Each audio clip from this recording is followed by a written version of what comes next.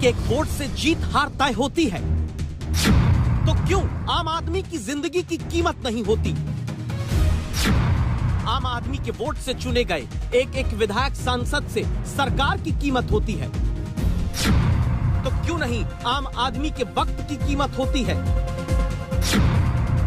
आज दस्तक देकर पूछिए, आम आदमी की कीमत क्यों नहीं समझती सरकारें?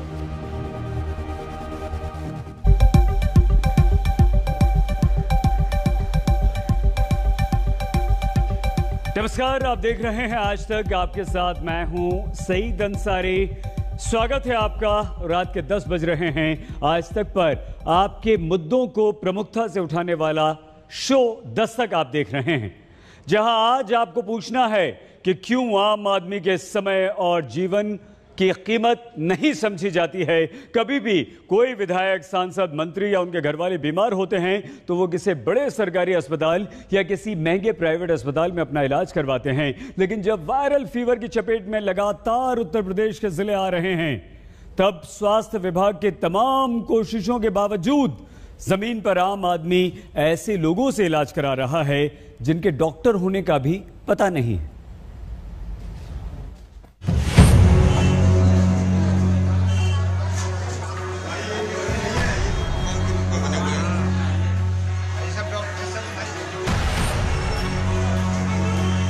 डॉक्टर हैं जी। कौन से डॉक्टर? जी ओपीडी वगैरह देखते हैं। ओपीडी देखते हैं। एमबीबीएस हैं? नहीं नहीं। बीएमएस हैं? जी नहीं। बीएचएमएस? नहीं नहीं। बीडीएस? नहीं नहीं।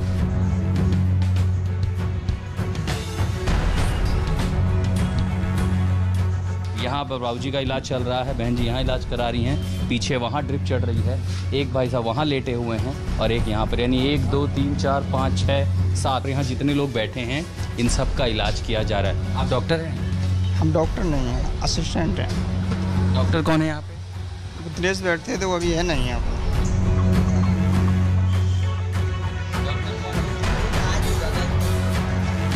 एमबीबीएस हैं? मुझे नहीं पता, मैं तो यहाँ रहता हूँ। अब जैसे ही कैमरा पहुंचा, डॉक्टर यहां से फरार हो गए, शटर इसको डाउन कर दिया गया। अंदर अभी भी लोग हैं जिनका इलाज किया जा रहा है।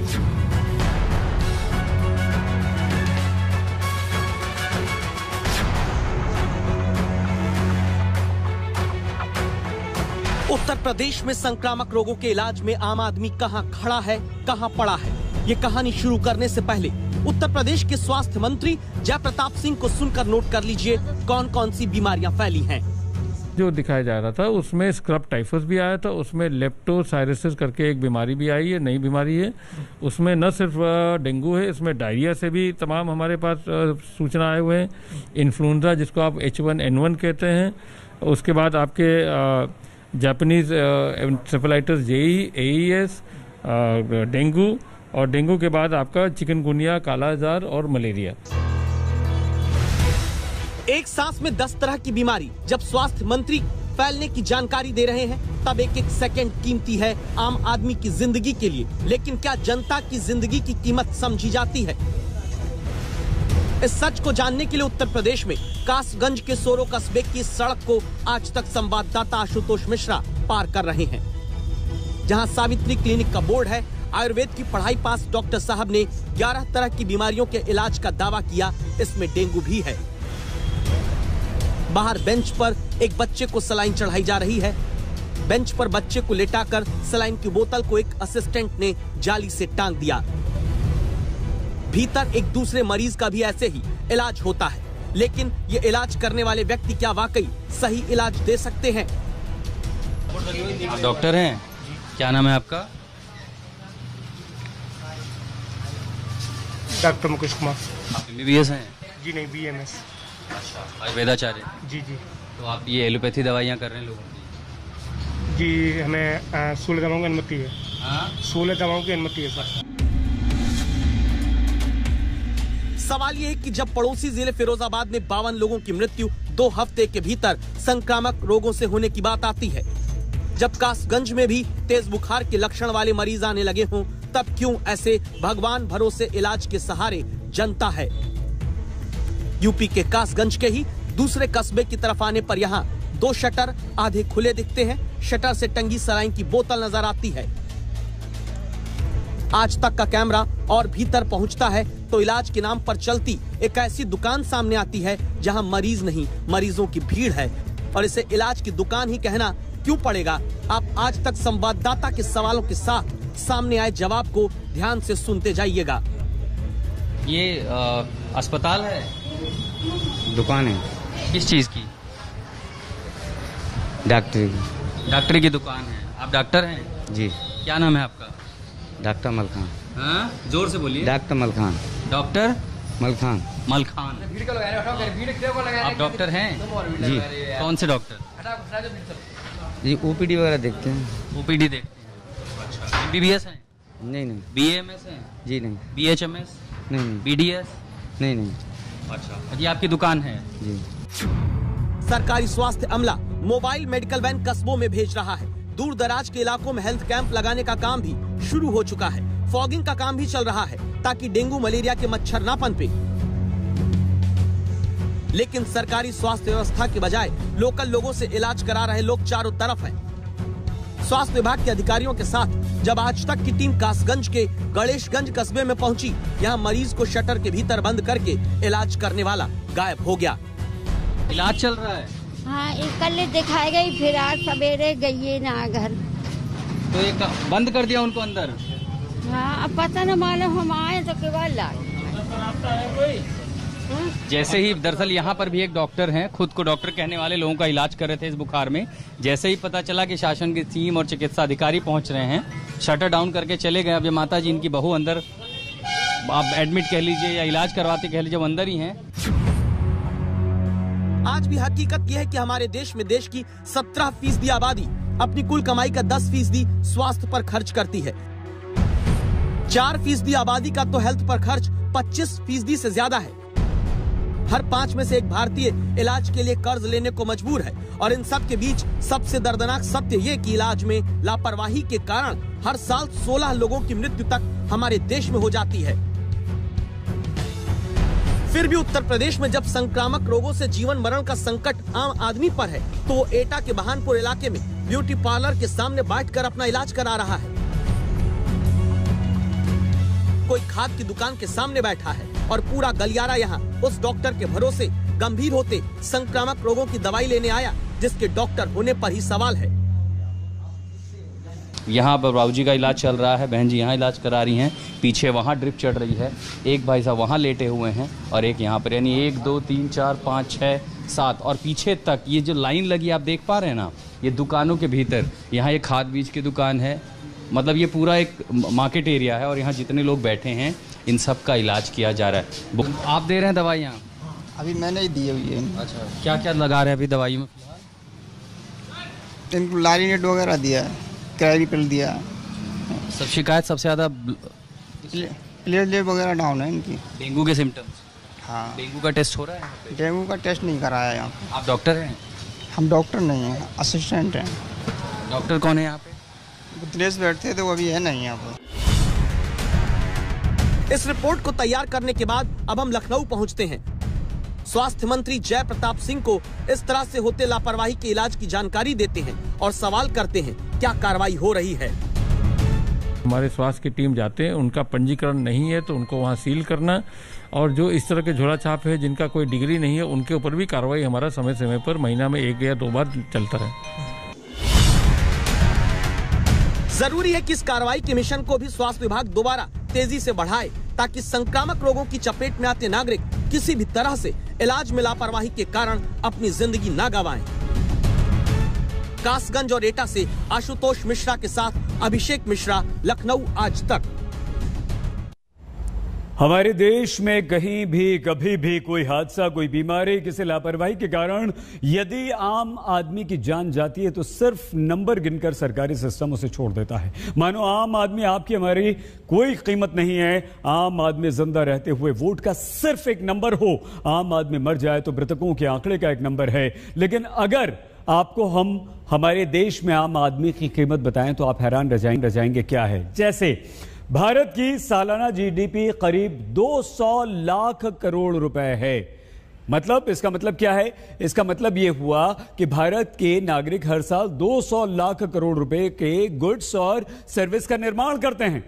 भारत की 135 करोड़ की आबादी में करीब 67 करोड़ लोग यानी कि आधी आबादी हमारे देश में किसी तरह से जीडीपी में सीधा योगदान करती है।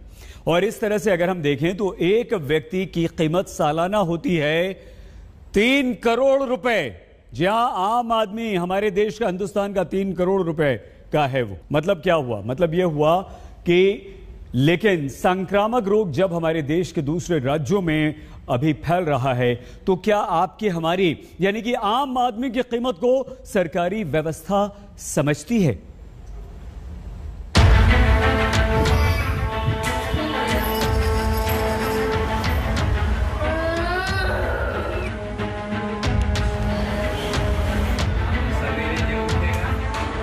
अस्पताल के बेड पर बीमार बच्चे हैं और परिजन हाथ से पंखा झलते हैं। यह है हकीकत कोरोना की तीसरी लहर आने से पहले हवाई तैयारी के सरकारी दावों की।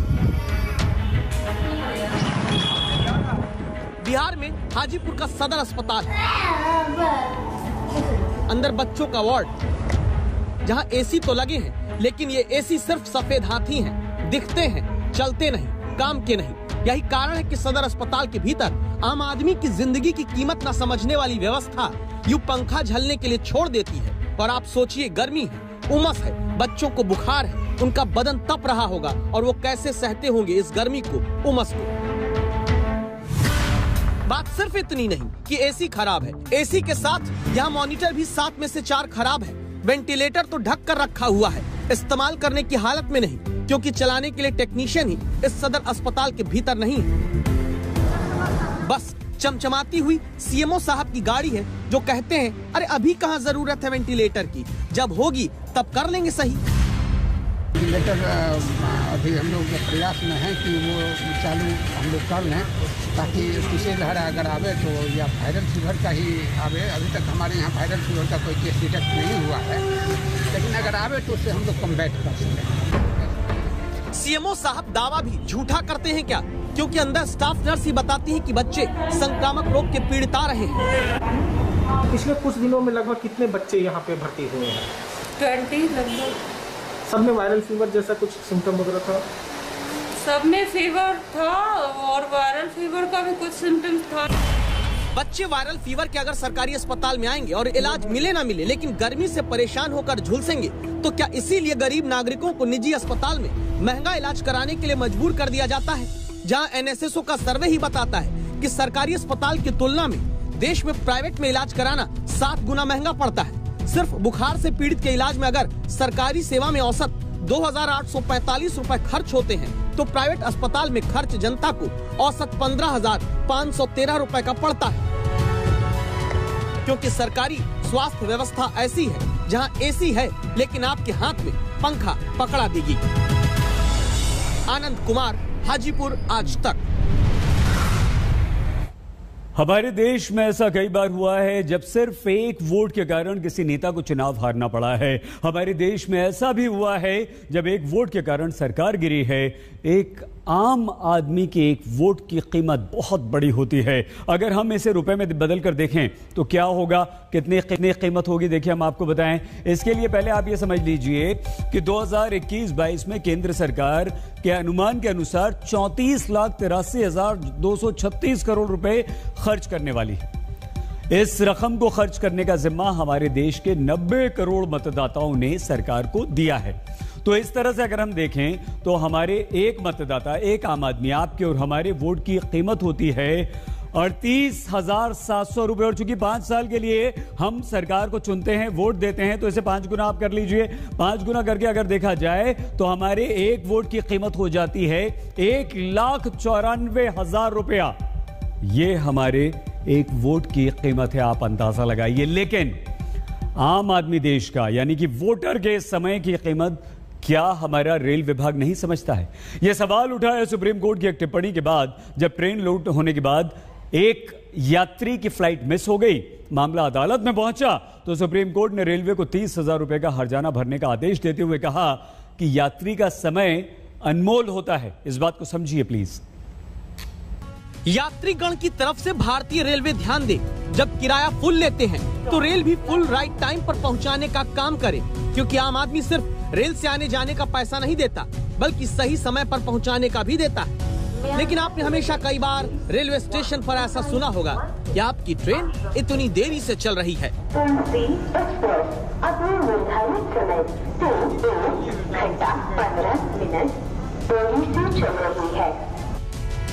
ट्रेन लेट पहुंचती है तो यात्री सिवाय आर्थिक और मानसिक रूप से परेशान होने के कुछ नहीं कर पाते, लेकिन ऐसा भी नहीं है। कहानी सुनिए। 11 जून 2016 को राजस्थान से संजय शुक्ला परिवार समेत अजमेर जम्मू एक्सप्रेस से जम्मू के लिए निकले। जम्मू में एक्सप्रेस ट्रेन उनकी सुबह 8:10 की जगह पर दोपहर 12 बजे पहुंची। ट्रेन लेट होने से शुक्ला परिवार की 12 बजे की श्रीनगर जाने की फ्लाइट छूट गई। शुक्ला परिवार को ट्रेन लेट होने के कारण 15,000 रुपए खर्च करके टैक्सी से श्रीनगर जाना पड़ा। लेकिन दूसरे ट्रेन मुसाफिरों की तरह संजय शुक्ला रेलवे की देरी के कारण हुए नुकसान का खामियाजा उठाकर चुप नहीं बैठे। आम आदमी के वक्त की कीमत न समझने वाले रेल विभाग की गलती को लेकर अदालत तक पहुंचे, जहां अब सुप्रीम कोर्ट तक पहुंचे मामले में सर्वोच्च अदालत ने आदेश देते हुए कहा कि यात्री का समय भी अनमोल होता है। यात्री को बिना जानकारी दिए ट्रेन देरी से चलाने की जिम्मेदारी कोई तो लेगा। नागरिक, उपभोक्ता या यात्री किसी के रहम करम पर नहीं रह सकता है। सुप्रीम कोर्ट ने रेलवे को 30,000 रुपए का जुर्माना और उस पर 9% सालाना की दर से ब्याज का भुगतान करने का आदेश दिया। यदि आपको कहीं जल्दी पहुंचना है तो आप तत्काल में ज्यादा पैसे देकर या प्रीमियम ट्रेनों में टिकट बुक करा के पहुंच सकते हैं। लेकिन अगर वही ट्रेन लेट हो जाए और इतना लेट हो कि आपकी आगे की फ्लाइट या ट्रेन या बस मिस हो जाए तो उस पर कोई हर्जाना रेलवे नहीं देती। यात्रियों का मानना है कि वक्त की बर्बादी और पैसे की बर्बादी एक अहम मुद्दा है जिस पर विचार होना चाहिए, क्योंकि पैसा सिर्फ यात्रा का नहीं बल्कि समय पे पहुंचने का दिया जाता है। भारतीय रेल का दावा है कि अभी सिर्फ 5% ट्रेन ही लेट चल रही है, लेकिन यात्री इस पर भरोसा नहीं करते। सवाल करते हैं कि ट्रेन लेट चलने का जो खामियाजा भुगतते हैं उसकी कीमत क्या भारतीय रेलवे समझेगी। जैसे लखनऊ में रेल यात्री आफ्ताब और विवेक सिंह की कहानी को सुनिएगा। मैं दिल्ली जा रहा था एक बार, तो लिच्छवी एक्सप्रेस एक ट्रेन हुआ करती है, तो बहुत लेट हो गई। वो तकरीबन 3 बजे की ट्रेन रात में 12 बजे आई, सुबह 5 बजे पहुंचाने वाली ट्रेन 7 बजे शाम को आई। एकदम जरूर भरपाई होनी चाहिए और जितने का भी टिकट होता है, जितना भी फेयर होता है, उसका दोगुना भरपाई होना चाहिए, क्योंकि समय सबसे बहुमूल्य चीज़ है आज के डेट में। हमें भी कई बार कहीं जाना था, ट्रेन 6-6 घंटा लेट हो गई, मेरा मीटिंग कैंसिल हो गया, मेरा जो काम करना था, जो मेरी प्लानिंग थी, प्लानिंग कैंसिल हुई, पूरा जो है कि शेड्यूल गड़बड़ा जाता है। मैं वो आरओ का एग्ज़ाम था और मेरा एग्ज़ाम का डेट के हिसाब से मैंने तत्काल टिकट निकलवाया कि सुबह 6 बजे अराइवल टाइम था इलाहाबाद, बट वो ट्रेन इतनी लेट हो गई कि 10 बजे से मेरा एग्ज़ाम था, मैं 11 बजे के टाइम में मतलब इलाहाबाद पहुँचा। तो मैं तत्काल का टिकट एक तो ज़्यादा पैसा पे करके लिया, ऊपर से टिकट लेने के बावजूद भी मेरा एग्जाम मिस हो गया था। आपको लगता है कि इसका हर्जाना रेलवे को भरना चाहिए? बिल्कुल सर, जैसे अदर कंट्रीज में है कि अगर 4 से 5 मिनट भी ट्रेन लेट होती है तो पूरा फी रिफंड किया जाता है, साथ में उसका मतलब उनको चार्ज भी देना पड़ता है। जापान में ट्रेन लेट होने पर सार्वजनिक रूप से माफी मांगी जाती है। यात्रियों को पहुंचाने में रेल जापान में लेट होती है तो मुसाफिरों को ट्रेन लेट होने का एक सर्टिफिकेट दिया जाता है, जिसे वो आगे ऑफिस या दूसरी जगह दिखाकर कार्रवाई से बच सके। ट्रेन लेट होने पर एक तय राशि तक जापान में दी जाती है। हमारे देश में नियम अभी सिर्फ भारत की पहली निजी रेल सेवा तेजस एक्सप्रेस के लिए लागू है। तेजस 1 घंटे की देरी से पहुंचती है तो प्रति यात्री 100 रुपए और 2 घंटे या उससे ज्यादा लेट हो तो प्रति यात्री 250 रुपए का रिफंड देना पड़ता है। पिछले ही महीने 4.5 लाख रुपए का हर्जाना तेजस एक्सप्रेस के लेट होने पर यात्रियों को भरना पड़ रहा है। दिल्ली से संजय शर्मा के साथ अभिषेक मिश्रा, लखनऊ आज तक। स्वागत दस्तक में एक बार फिर से आपका। अफगानिस्तान को लेकर भारत के बारे में कई तरह की बातें हो रही हैं। अफगानिस्तान के मामले में भारत के अलग थलग होने के दावे भी बहुत सारे लोग कर रहे हैं, लेकिन आज हम आपको बताएंगे कि कैसे भारत ने तालिबान की घेराबंदी करने को लेकर पहला एक बहुत बड़ा कदम उठा दिया है। भारत की अध्यक्षता वाली ब्रिक्स देशों की बैठक में अफगानिस्तान पर चिंता जाहिर की गई है। प्रधानमंत्री नरेंद्र मोदी ने आतंकवाद से मिलकर लड़ने की बात कही है। पाकिस्तान बैनुल-अक़वामी सियासत का महवर बनना जा रहा है और ये लारी अड्डा खेल रहे हैं। पाकिस्तान की सारी दुनिया पे कौमी जिम्मेदारी है, सबसे ज्यादा पाकिस्तान पे है। इस रीजन में पाकिस्तान पर अहम जिम्मेदारियां आने पड़ने वाली हैं। और पाकिस्तान ने पीस का एक रोल किरदार अदा करना है। इंडिया को क्या तकलीफ है? सुबह से लेके शाम तक वो जनरल फैज पे तबसरा कर रहे हैं।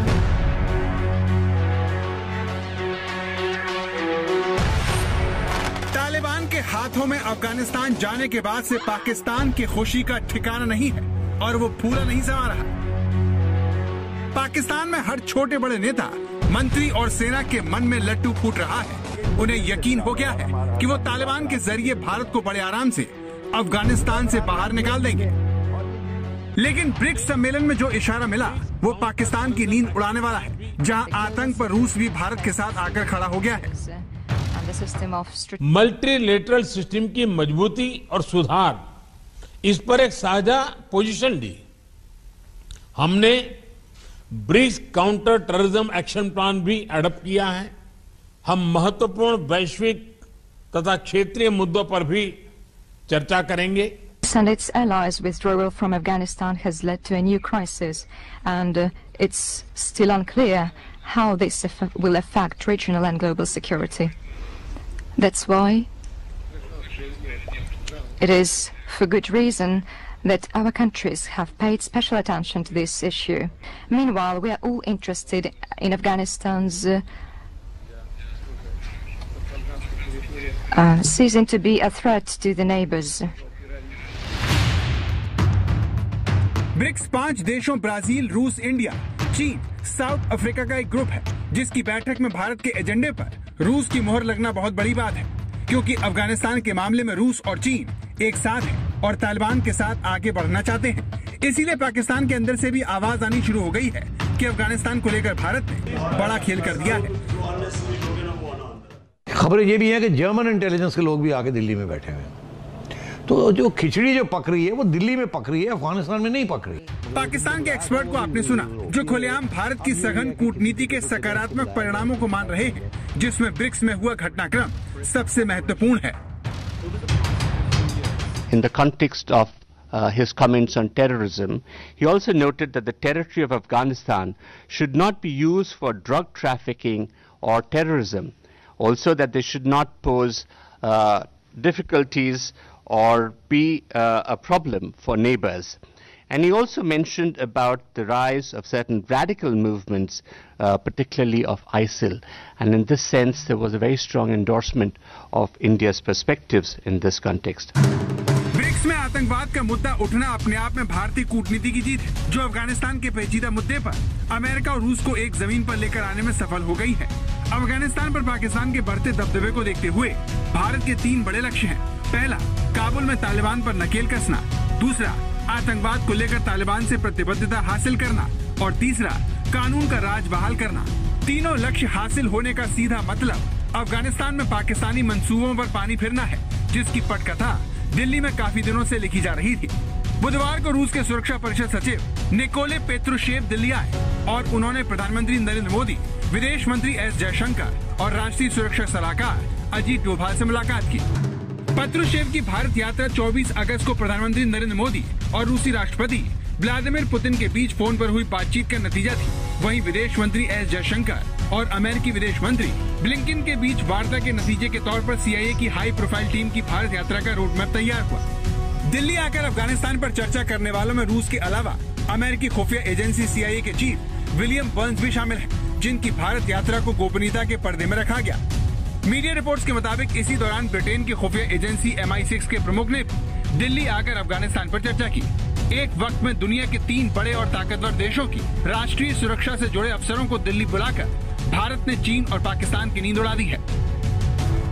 एक्चुअली पीछे कुछ और हो रहा है। क्या हो रहा है वो? ये इंडिया में भी कुछ इंटेलिजेंट चीफ्स बैठे हैं। देखिए, ये कोई छोटी बात तो नहीं है कि रशिया का NSA oblique head of intelligence, वो एक ही उन्होंने ऐसे अदारा बनाया हुआ है, दोनों वो भी आ गए हैं, दिल्ली बैठे हुए। उन्होंने भी अजीत डोभाल और उनके डिप्टी के साथ बात की है। उसके बाद बरतानिया के MI6 के रॉजर मोर सार, वो भी आके बैठ गए हैं वहाँ। उसके बाद CIA के बर्न्स, वो भी आके बैठ गए हैं। बर्न्स ने और मोर ने तो इकट्ठी मुलाकातें की हैं, रूसियों ने अलग मुलाकातें की। ये उधर क्या हो रहा है? हम ज्यादा कंसर्न, हम ज्यादा कनेक्टेड हैं। तो फिर उधर क्या हो रहा है? अच्छा, तो इसीलिए मैं आपसे कह रहा हूँ कि हम पहुंचे हुए हैं काबुल जी, और उनको वहाँ कुछ मरम पट्टी और कुछ समझाने की कोशिश कर रहे हैं, अपने मफाद की बातें कर रहे हैं और जनरली उनको भी समझा रहे हैं, जनरल फैज़ जो होके आए हैं। जी जी। मगर यहाँ ये है कि इनको पता चल गया है कि अब हमने मुश्तरका फैसले क्या करने हैं। ये ना हो कि पाकिस्तान जो कि मुलव्वस रहा है सारी चीज़ में, ये सारी की सारी गेम जो है ये पाकिस्तान ना हाथ में ले ले। तालिबान से पाकिस्तान की करीबी सारी दुनिया जानती है। सारी दुनिया को डर है कि तालिबान की सरकार अफगानिस्तान पाकिस्तान की तरह आतंक का बड़ा अड्डा बन जाएगा, जहां से आतंकवादी कभी भी बड़ा हमला कर सकते हैं। अफगानिस्तान में भारत ने आम जनता के बीच व्यापक हमदर्दी जुटा रखी है। अमेरिका चाहता है कि भारत इसका इस्तेमाल ग्राउंड इंटेलिजेंस के रूप में करे। वहीं वो भारत को रूस के साथ भी संपर्क पुल का रोल निभाते हुए देखना चाहता है। वहीं रूस का एजेंडा तालिबान को आतंकवाद की कसौटी पर कसने का है। इसके अलावा रूस अपने पड़ोस में ड्रग ट्रैफिकिंग नेटवर्क का बड़ा अड्डा बनने से रोकने का ख्वाहिशमंद है। इस तरह अमेरिका हो या फिर रूस, दोनों महाशक्तियां भारत की अहमियत को जानती हैं और संपर्क में हैं। ये कह रहा है रूस को ऑर्गेनाइजेशन है SCO, और या ये जो एक्सटेंडेड ट्रॉयका है उसके अंदर इंडिया जो है ना उसका मिनिमल रोल, एक्सटेंडेड ट्रॉयका में तो रोल ही नहीं है, शंघाई में है। आगे जाके शंघाई कोऑपरेशन ऑर्गेनाइजेशन बहुत अहम बनेगी, उसके अंदर इंडिया बैठा हुआ है और पाकिस्तान भी है। तो वहाँ रूस और चाइना कंट्रोल कर रहे हैं उसको। तो इनका ये कहना है कि रूस को, चाइना तो इंडिया की बात नहीं मानेगा, रूस को ये कहना है कि हमें इंक्लूड करो, हम तुम्हारा साथ देंगे, तुम्हारे और हमारे इंटरेस्ट एक हैं, पाकिस्तान को पूरा 100% सीज पावर वहाँ नहीं करने देनी हमने। तो CIA और MI6 और CIA का अपना गेम है। मैं पहले भी कह रहा हूँ, मैं फिर से ये कह रहा हूँ कि CIA की जो गेम है वो एंटी चाइना गेम है, एंटी रशिया गेम है, एंटी ईरान गेम। अभी ये जो बाइडन कह रहे हैं ना जी हम इंतज़ार कर रहे हैं वो क्या करते हैं, एक्चुअली अमेरिका अपनी पॉलिसीज़ बना रहा है। वो भी इंडिया के साथ मिलके, इंडिया और रूस के साथ मिलके टेबल पे आना चाहेगा। अमेरिका इंडिया को सपोर्ट करेगा टेबल पे आए साबोटाज करने के लिए, अच्छा, पाकिस्तान को अंडरमाइन करने के लिए। आप समझ रहे हैं ये बात क्या हो रही है यहाँ। तो जिस अफगानिस्तान के खेल में भारत को सिर्फ तमाशबीन समझा जा रहा था, पाकिस्तान की उस सोच को दिल्ली में होने वाली ताबड़तोड़ बैठकों ने न सिर्फ खारिज कर दिया बल्कि बता दिया कि अफगानिस्तान का खेल अभी बाकी है, जिसमें पाकिस्तान की अहमियत इतनी भी नहीं है कि जो बाइडन इमरान खान को फोन करे। पाकिस्तान से कोई मशवरा नहीं किया, मशवरा तो दूर की बात है, एक फोन कॉल की जहमत नहीं की, जिस पर यहाँ पाकिस्तान में भी बड़ी डिस्कशन हुई है कि जो बाइडन ने कॉल तक नहीं की, प्राइम मिनिस्टर साहब से बात नहीं की। इतना एलाई आप करीब रहे हैं पूरी ये टेररिज्म की वॉर में, और उसके बाद जाते हुए आपने आराम से बोरिया बिस्तर समेटा और ये जा वो जा। अब आने वाले दिनों में क्या आप देख रहे हैं कि पाकिस्तान के साथ अमेरिका के ताल्लुकात में कोई गर्मजोशी आएगी, या फिर अभी हम जो बाइडन साहब के होते हुए इसी तरह समझें कि ये मामला ऐसे ही रहेगा? ये बिल्कुल आपने इसका खुद ही सवाल में जवाब भी दे दिया कि इसके हालात जो बाइडन के साहब के पीरियड में ऐसे ही रहेंगे। उसकी वजह यह है कि इस वक्त वॉशिंगटन DC में डेमोक्रेट पार्टी के आईज ऑन ईयर्स सारी इंडियन लॉबी है। इस वक्त बाइडन साहब के स्पीच राइटर भी इंडियन मौजूद हैं और उनके सारी एडमिनिस्ट्रेशन में की पोजीशनें उनके पास हैं, बल्कि व्हाइट हाउस का जो मीडिया सेल है वो भी सारे इंडियन है।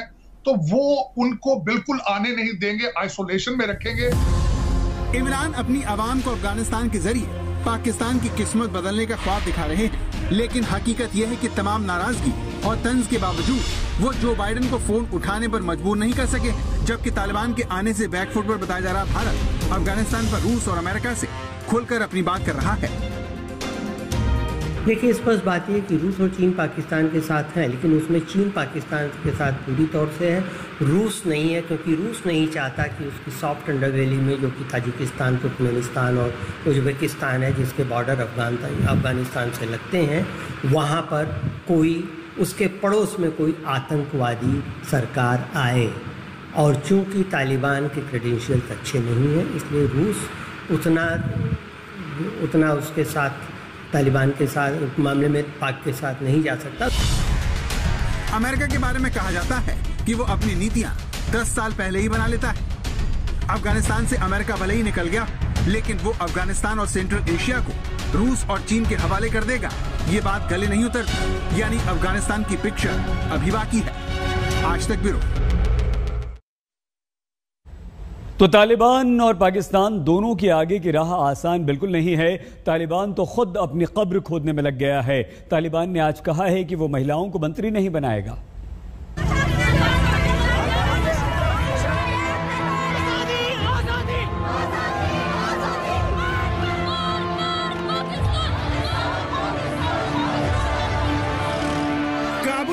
दम रखने के बाद तालिबान को अगर किसी से डर लग रहा है तो वो महिलाएं हैं। अफगानिस्तान में तालिबान के खिलाफ अगर कोई तन कर खड़ा है तो वो अफगान महिलाएं हैं, जो आतंक की आंखों में आंखें डालकर उसे चुनौती दे रही हैं।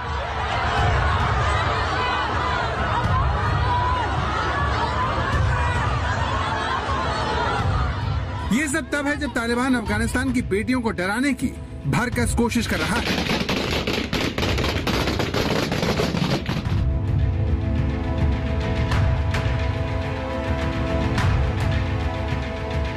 बंदूकों के साए में अफगान महिलाओं की बहादुरी काबिले तारीफ है, जो अपने हकों की रक्षा के लिए सीधे तालिबान से लोहा ले रही हैं। अफगान महिलाएं जहां सरकार और समाज में अपनी भागीदारी को लेकर सड़कों पर हैं, तो वहीं तालिबान अपने खोल से बाहर निकलने को राजी नहीं है।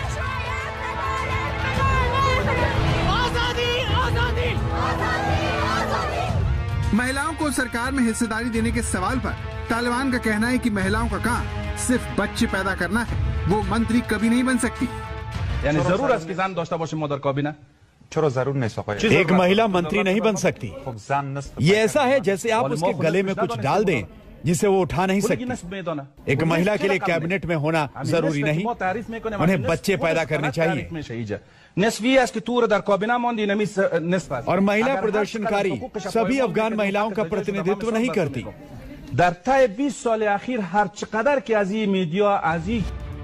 तालिबान की सोच उन लोगों के लिए सबक है जो उसके बदलने का दावा कर रहे हैं।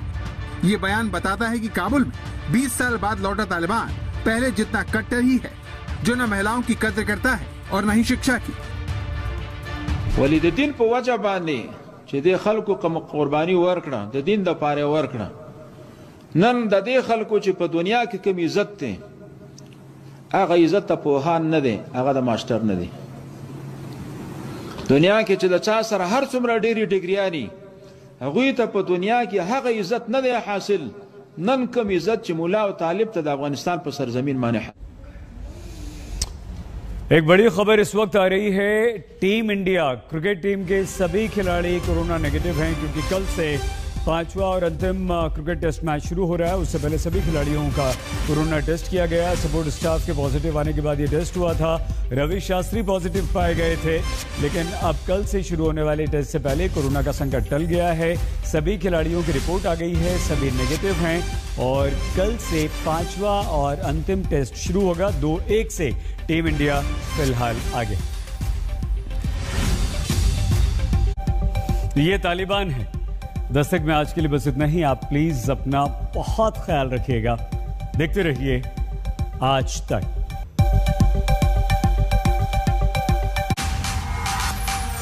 आज तक